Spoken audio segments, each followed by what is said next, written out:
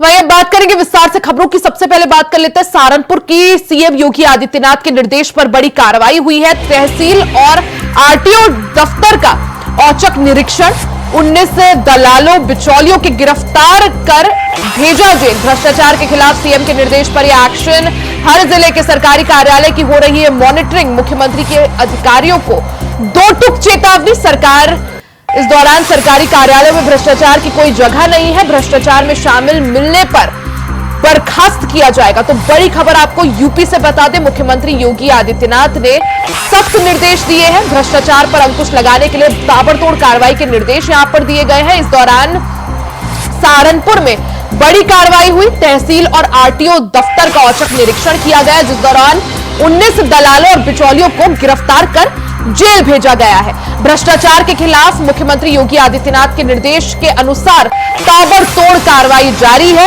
हर जिले के सरकारी कार्यालय की मॉनिटरिंग हो रही है। मुख्यमंत्री योगी आदित्यनाथ ने इस दौरान अधिकारियों को 2 टूक साफ तौर पर चेतावनी दी है कि अगर सरकारी कार्यालय में भ्रष्टाचार होगा तो सख्त एक्शन लिया जाएगा और अधिकारी को बर्खास्त किया जाएगा।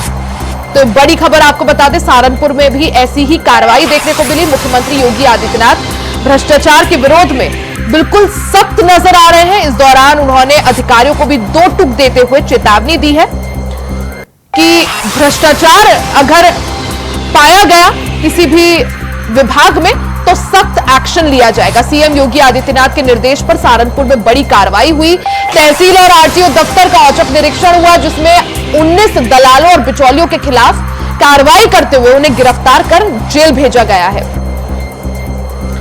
ज्यादा जानकारी के लिए सीधा रुख कर लेते हैं ब्यूरो चीफ प्रियम पाठक का। प्रियम पाठक, जिस तरह से जीरो टॉलरेंस की जो नीति मुख्यमंत्री योगी आदित्यनाथ सरकार ने चला रखी है भ्रष्टाचार के विरोध में, ऐसे में ताबड़तोड़ कार्रवाई भी देखने को मिल रही है। सहारनपुर में भी ऐसी कार्रवाई देखने को मिली, जिसमें बिचौलियों के खिलाफ ये कार्रवाई और उन्हें गिरफ्तार कर जेल भेजा गया। ये सीएम योगी आदित्यनाथ का भ्रष्टाचार के खिलाफ जो अभियान है वो कह सकते हैं निरंतर जारी है और इसी के चलते ये एक बड़ी कार्रवाई जो है वो देखने को मिली है। सहारनपुर में आरटीओ और जो तहसील है वहां पर सीएम योगी ने औचक निरीक्षण करवाया और वहां पर 19 ऐसे संदिग्ध जो है दलाल या उनको बिचौलिया के हैं वो मिले और उनको वहां से तुरंत गिरफ्तार करके जेल भेजा गया। इससे पहले ही मुख्यमंत्री योगी आदित्यनाथ ने जब चुनाव के बाद में अफसरों के साथ में बैठक करी थी तो उन्होंने सभी को निर्देशित किया था कि जनता का जो हित है वो सर्वोपरि रखा जाए और सभी कार्यालयों में इस तरीके की जो गतिविधियां हैं उन पर जो है वो अंकुश लगना चाहिए। कहीं पर भी जो दलाल हैं बिचौलिए हैं वो किसी भी कार्यालय में नजर नहीं आने चाहिए। अगर ऐसा होता है तो उन पर वो कार्रवाई की ही जाएगी। इसके अलावा जिन अधिकारियों के दफ्तर में ये मिलेंगे उन अधिकारियों से भी जवाबदेही जो है उनकी तय की जाएगी। और कहीं ना कहीं इसी के चलते कि औचक निरीक्षण जो है वो सहारनपुर में आरटीओ ऑफिस और तहसील में जो करवाया गया और उसके बाद वहां पर जो है ये संदिग्ध लोग मिले थे, इनको वहां से तुरंत गिरफ्तार करके जेल भेजा गया है और आगे की जो कार्रवाई है वो उनके खिलाफ की जा रही है। तो मुख्यमंत्री योगी आदित्यनाथ जिस तरीके से जनता हित को सर्वोपरि कहते हैं तो वो कहीं ना कहीं वो साकार होता हुआ दिखाई दे रहा है। लगातार उनका जो ये अभियान है वो जारी है और इसीलिए अगर आप देखें तो वो लगातार बैठकें कर रहे हैं, अधिकारियों को निर्देशित कर रहे हैं। जहां पर भी कोई शिकायत आती है उसकी खुद वो समीक्षा करते हैं। इससे पहले भी एमईएम को कार्रवाई देखने को मिली कि एक एडीएम और इसके अलावा अन्य जो पुलिसकर्मी हैं उनको उन्होंने सस्पेंड किया था, चूंकि उनके भी कार्य में जो है वो स्थिरता पाई गई थी। तो मुख्यमंत्री का स्पष्ट तौर पर निर्देश है कि जनता के कार्यों को जो भी जो है उसमें लापरवाही करेगा या भ्रष्टाचार को जो भी बढ़ावा देगा उसके खिलाफ सरकार की तरफ से सख्त तौर पर कार्रवाई ऐसे निर्देश दिए जाते हैं। ये कोई पहली बार नहीं है, लेकिन जनता की जो समस्या है वो बरकरार रहती है कि अधिकारी जो है वो भ्रष्ट है। जनता उनके चक्कर काटते काटते थक जाती है, लेकिन लोगों का काम नहीं होता। ऐसे में एक बार फिर से मुख्यमंत्री योगी आदित्यनाथ ने साफ और स्पष्ट संदेश दिया है कि भ्रष्टाचार की किसी भी सरकारी विभाग में जगह नहीं होगी। अगर कोई भ्रष्ट पाया गया तो उसके खिलाफ सख्त एक्शन यहां पर लिया जाएगा। क्या माना जाए, आखिर तमाम निर्देशों के बावजूद धरातल पर असर क्यों नहीं? देखिए धरातल पर असर जरूर हुआ है, लेकिन अगर आप उत्तर प्रदेश को देखें तो बहुत बड़े स्टेट के तौर पर है, एक बड़ी व्यवस्था यहाँ पर जो है वो संचालित होती है। तो ऐसे में सब जगह पर कहना कि अंकुश लग गया है ये हाँ जरूर संभव नहीं होगा, लेकिन काफी हद तक अगर आप देखें पिछले कुछ सालों से और आपको कंपेयर अगर आप करेंगे तो एक बड़ा परिवर्तन आपको जो है वो ग्राउंड पर भी देखने को मिलेगा। और ये चूंकि एक निरंतर प्रक्रिया है जिसके चलते कार्रवाई की जा रही है, लगातार जो है वो निरीक्षण किए जा रहे हैं, कार्यों की समीक्षा की जा रही है। तो निरंतर प्रक्रिया के तहत कह सकते हैं कि साफ तौर पर जो है व्यवस्थाओं को बेहतर करने का प्रयास जो है वो जरूर किया जा रहा है। और चूंकि एक बड़े पैमाने पर विस्तृत रूप पर जो है ये सारी चीजें जो है रेखांकित है। तो ऐसे में कहीं ना कहीं थोड़ा सा वक्त जरूर लग रहा है, लेकिन काफी हद तक चीजें बेहतर हुई हैं। सीएम का जरूर प्रयास है कि इसको पूरी तरीके से जड़ से जो है वो खत्म किया जाए, लेकिन चूंकि बड़े पैमाने पर है, हर छोटे स्तर से लेकर बड़े स्तर तक की इस तरीके की शिकायतें जो है वो देखने को मिलती हैं, और लगातार कार्रवाइयां भी जो है वो जैसे मुख्यमंत्री के संज्ञान में कहीं पर भी ऐसे घटना, कोई ऐसा मामला जो है उनके संज्ञान में आता है तो उसके बाद वो जरूर कार्रवाई करते हैं। लेकिन हाँ जरूर अभी इसमें यहाँ पर एक और चीज है, लेकिन सीएम की कि हालांकि मुख्यमंत्री योगी आदित्यनाथ अपनी तरफ से औचक निरीक्षण कराते रहते हैं सरकारी कार्यालयों में, लेकिन इसमें एक और कैच यहाँ पर यह है कि जब जनता को अगर किसी अधिकारी से कुछ परेशानी है, कुछ कंप्लेन करनी है, तो सीएम हेल्पलाइन नंबर है, जारी हो रखा है, लेकिन लोगों का यहाँ पर कहना यह होता है कि जब वो कांटेक्ट करते हैं तो उनको कुछ खास रिस्पॉन्स नहीं मिलता। देखिए उसको लेकर भी मुख्यमंत्री की तरफ से समय समय पर समीक्षा करी गई है। जो शिकायतें आई हैं वो बाकायदा, चूंकि हर एक चीज का ऑन पेपर होता, रिकॉर्ड में होती है, तो उसकी भी समीक्षा मुख्यमंत्री की तरफ से की जाती है, चाहे वो आईजीआरएस पोर्टल को लेकर हो, चाहे मुख्यमंत्री हेल्पलाइन को लेकर हो। इन सभी की जो समीक्षा खुद मुख्यमंत्री योगी आदित्यनाथ करते हैं, मुख्यमंत्री कार्यालय करता है। कई बार जरूर इस तरीके की शिकायतें जरूर आती हैं, लेकिन कई जगह पर देखने को मिला है कि इसके जरिए प्रभावी कार्रवाई भी जो है वो देखने को मिलती है। तो ये सभी कहीं ना कहीं एक सिस्टम का हिस्सा है, और लगातार इसको जो बेहतर करने का जो प्रयास है वो मुख्यमंत्री योगी आदित्यनाथ की तरफ से किया जा रहा है। भ्रष्टाचार के खिलाफ एक और बार बड़ा एक्शन यहाँ पर देखने को मिला। सहारनपुर में आरटीओ दफ्तर में औचक निरीक्षण मुख्यमंत्री योगी आदित्यनाथ के निर्देश पर किया गया, और जो भ्रष्ट बिचौलिए वहां पर पाए गए उनके खिलाफ कार्रवाई हुई है, और भ्रष्टाचार के खिलाफ यहाँ पर सख्त संदेश देने की कोशिश। प्रियम, बहुत बहुत शुक्रिया जानकारी के लिए। वहीं खबरों में आगे बढ़ते हैं। लखनऊ की इंदिरा नगर सेक्टर 21 में स्थित बीजेपी के राज्यसभा सांसद राष्ट्रीय प्रवक्ता सुधांशु त्रिवेदी के आवास पर चोरी हुई है। बता दें कि थाना गाजीपुर रिंग रोड चौकी से 200 मीटर की दूरी पर आवास है। चोरी की घटना की जानकारी मिलते ही डीएसपी नॉर्थ मौके पर पहुंचे, और साथ ही डॉग स्क्वाड की भी टीम मौके पर पहुंची। बता दें कि थाना गाजीपुर क्षेत्र में आए दिन इस तरह की घटनाएं होती रहती हैं। घटना से आसपास के पड़ोसियों में दहशत का माहौल दिख रहा है। वहीं पुलिस आसपास के सीसीटीवी कैमरे खंगाल रही है।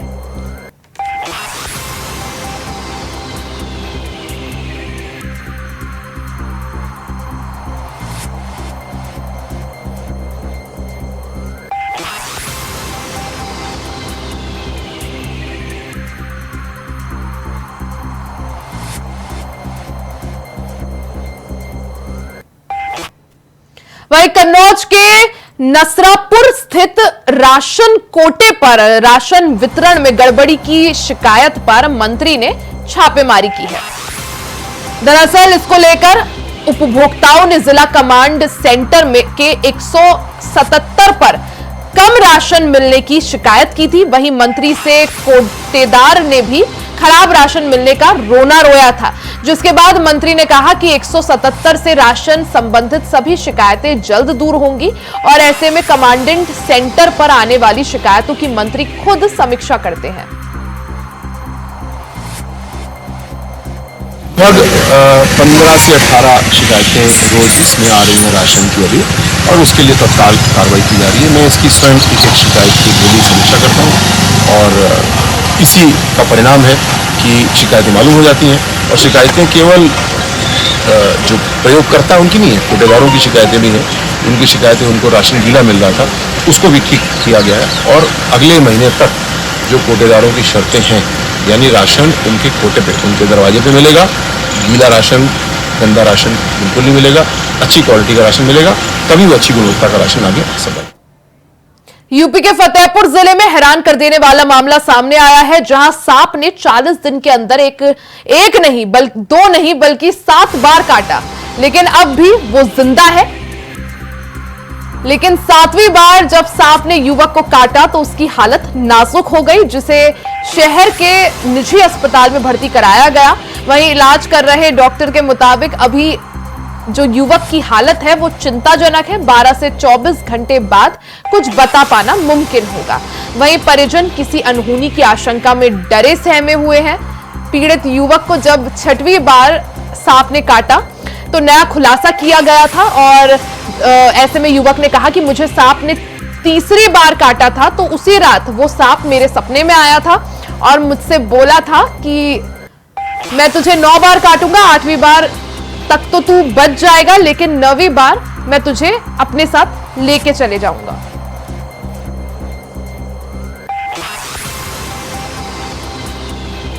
सांप को इस बार 7वीं बार काट के आया है। काटने के बाद फिर हॉस्पिटल में भर्ती हुआ, उसका ट्रीटमेंट शुरू हुआ, ट्रीटमेंट स्टार्ट है। स्थिति अभी ठीक नहीं है उसकी। इस बार तो मेरी कोई बातें नहीं हो पाई। अगली बार जो बताया था कि मेरे आता है समझो अपना काट लेता है, हमने कहा देखा तो उसने कहा इस बार तो मुझे दिखाई नहीं पड़ा। इस बार तो मेरी कोई बातें नहीं हो पाई उससे। उस तरीके से ट्रीटमेंट ही स्टार्ट हुआ।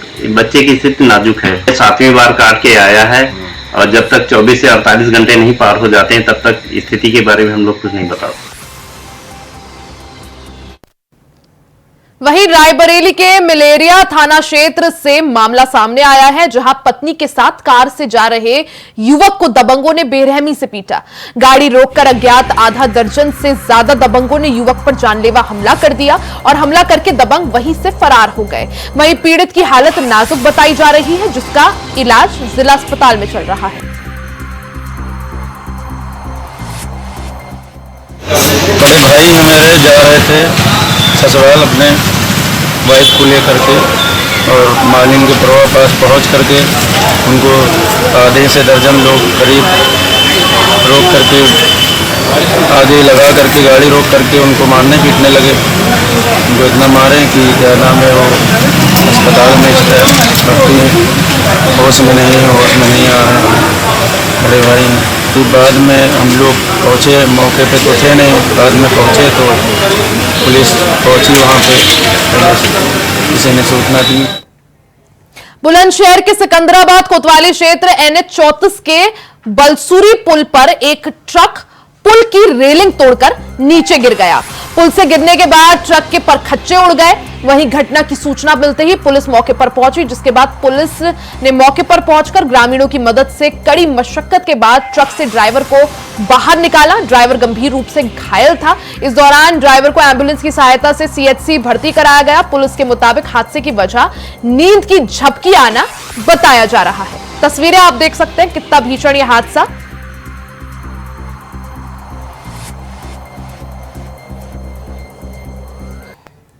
वहीं बहराइच के बाढ़ प्रभावित क्षेत्रों में आपदा के दौरान राहत बचाव कार्य के संचालन के लिए तैयारियों का जायजा लेने जिलाधिकारी मोनिका रानी पहुंची, जहां कई तहसील का भ्रमण करते हुए ग्रामवासियों से उन्होंने बातचीत भी की, जिसमें बच्चों की शिक्षा दीक्षा, जीविकोपार्जन के संसाधनों और बाढ़ के दौरान होने वाली कठिनाइयों और आवागमन के संसाधनों के साथ साथ खेतीबाड़ी और स्थानीय उपज के बारे में भी जानकारी जिलाधिकारी ने हासिल की। निरीक्षण के दौरान जिलाधिकारी ने अधिकारियों को कई आवश्यक दिशा निर्देश भी दिए।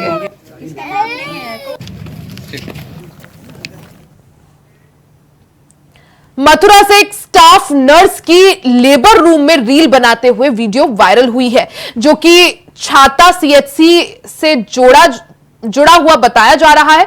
सूत्रों के मुताबिक वीडियो में जो नर्स दिख रही है वो संविदा पर तैनात बताई जा रही है। अस्पताल के अंदर और बाहर ड्यूटी के दौरान नर्स की कई रील तेजी से वायरल हो रही है। सूत्रों का कहना है कि अस्पताल में नर्स कई बार रील बनाकर वायरल कर चुकी है।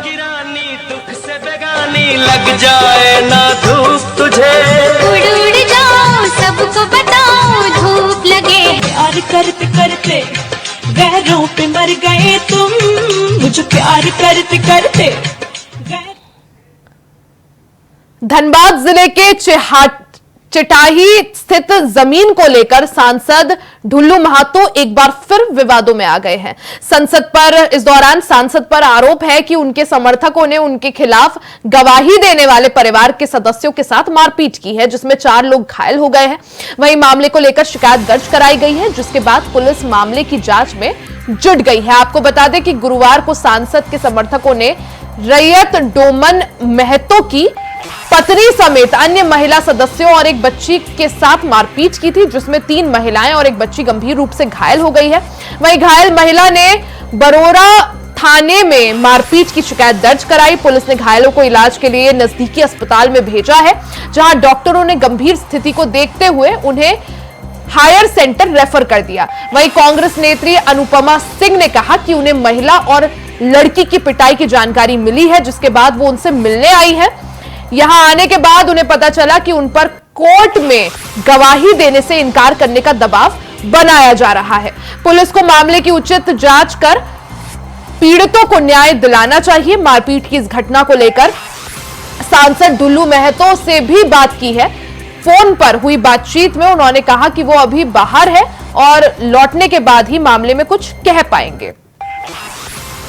हम लोग का एक बारी है मंदिर के सामने, जिसमें हम लोग सब्जी उब्जी लगाते थे और बेचते थे, और उससे हम लोग का घर चलता था। उसको डोजर लगा के जबरन उसको उजाड़ रहा था। तो हाँ, मेरे मम्मी मेरे चाची लोग सब गए कि मना करने की मत करो। उसमें मेरा मोबाइल छीन के तोड़ दिया, स्मार्टफोन था तो तोड़ ताड़ के लिए भी गया, मांगे मोबाइल टूटा हुआ वो भी नहीं दिया। चाची का भी मोबाइल तोड़ दिया, वो भी ले गया। उसके बाद से पूरा मारा, हमको दौड़ा दौड़ा के मारा और मम्मी को पूरा मारा है। रोड में दौड़ा दौड़ा के मारा, तो उसका नाम हमको नहीं पता। मेरा मोबाइल अजय पूरा लेकर तोड़ दिया। 15-20 आदमी था, लेकिन मार 5-6 आदमी रहा था। जो हम लोग को बारी का जो घोरना सब था, उसमें जो खूटा था बांस सब, उससे मारा। गाजियाबाद में गुरुवार रात 2 युवकों को गोली मार दी गई। जानकारी के अनुसार वारदात को उनके ही रिश्तेदार ने अंजाम दिया। घायलों को अस्पताल में भर्ती कराया गया और अब तक की जानकारी जो निकलकर सामने आ रही है, उसके अनुसार इसके पीछे प्रॉपर्टी का विवाद सामने आ रहा है। वहीं पुलिस ने मुख्य आरोपी के पिता को हिरासत में लेकर पूछताछ शुरू कर दी है। ये पूरा मामला नंदग्राम थाना क्षेत्र के सनी रोड का बताया जा रहा है।